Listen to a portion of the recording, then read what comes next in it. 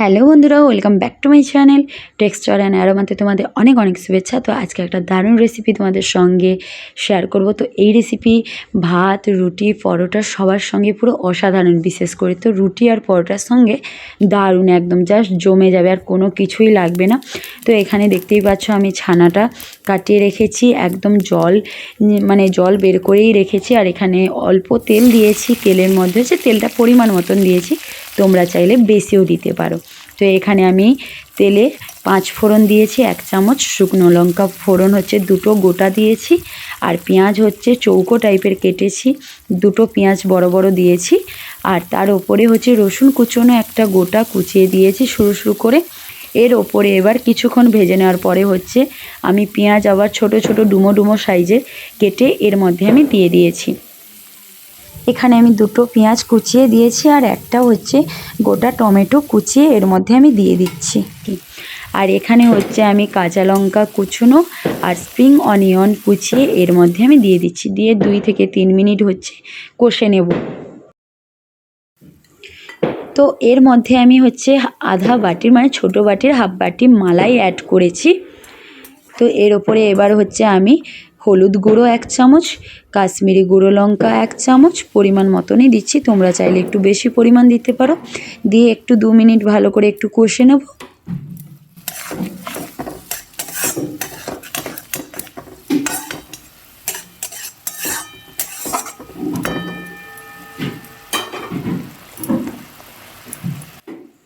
তো তোমরা চাইলে অল্প করে একটু টক দইও দিতে পারো, কোনো অসুবিধে নেই।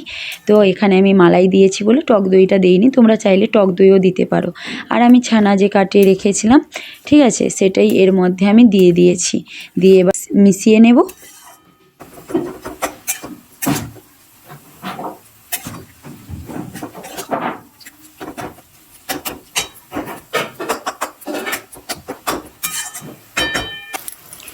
এখানে হচ্ছে আমি পরিমাণ মতন মানে স্বাদ অনুযায়ী নুনটা দিয়ে দিচ্ছি, আর এখানে 1 চামচের মতন হচ্ছে সিজন সস অ্যাড করেছি।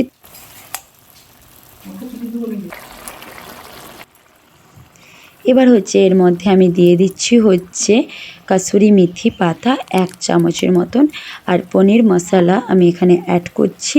তোমরা বাড়িতেও মশলা অ্যাড করে দিতে পারো, গরম মশলার গুঁড়ো যেমন এলাচ, লবঙ্গ, দারুচিনি সব গুঁড়ো করে ভেজে অ্যাড করতে পারো, বা এইভাবে পনির মশলাটা নিয়ে এসে দিতে পারো। খুবই সুন্দর গন্ধ প্লাস টেস্টও খুব সুন্দর হয় এই মশলা। তো এর ওপরে আমি ঝাল লঙ্কার গুঁড়োটা দিচ্ছি, তোমরা মশলা কষার সময় লঙ্কার গুঁড়োটা দিয়ে কষে নেবে, আমি ভুলে গেছিলাম সেই কারণে ঝাল লঙ্কার গুঁড়োটা এখন অ্যাড করছি। তো এতে খুব খারাপও লাগবেও না। আর ধনে পাতা হচ্ছে আমি ছোটো বাটির ছোটো বাটির হাফ বাটির মতন ধনে পাতা একদম বারিক কাটা করে এর মধ্যে দিয়ে দিয়েছি। আর সবার শেষে হচ্ছে আমি এখানে ঘি অ্যাড করছি, বা তোমরা বাটারও অ্যাড করতে পারো। আমি এখানে ঘি আর বাটার দুটোই আমি অ্যাড করেছি, 1 চামচ 1 চামচ করে। তো এটা দেখো আমি এখানে গার্নিশ করেছি, তেমন কিছুই গার্নিশের জন্য কিছুই করিনি, জাস্ট একটু ধনেপাতা দিয়ে গার্নিশ করে দিয়েছি। দেখতে অসাধারণ, তেমন খেতেও খুবই অসাধারণ।